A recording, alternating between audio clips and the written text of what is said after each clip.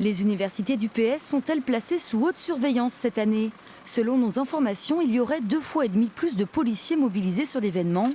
Pourtant, jointe par téléphone, la préfète de Charente-Maritime assure que le dispositif est exactement le même que l'an dernier, sans pour autant donner de chiffres précis.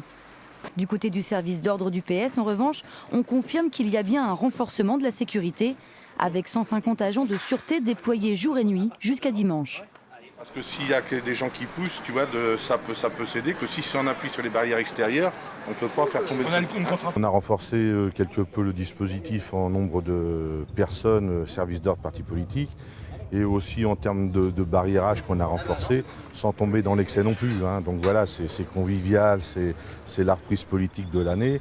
Donc il ne faut pas que les camarades ou même les ministres présents se sentent dans un fort trop protégé, mais aussi il faut penser au pire. Je rappelle quand même qu'on est en Vigipirate, qu'il y a des manifestations qu'on a connues l'année dernière qui vont commencer cette année. En août dernier, la gauche n'était au pouvoir que depuis quelques mois et n'avait pas encore suscité de mouvement de grogne. Depuis, le climat politique a changé et certains ont bien l'intention de montrer leur mécontentement. 2 manifestations sont d'ores et déjà programmées en marge de ces universités. Celle des pères divorcés qui demandent plus de droits pour la garde de leurs enfants et la coordination régionale des sans-papiers qui devrait manifester samedi en début d'après-midi. Les anti-mariages gays ont aussi prévu de se faire entendre, mais personne ne sait encore où et quand.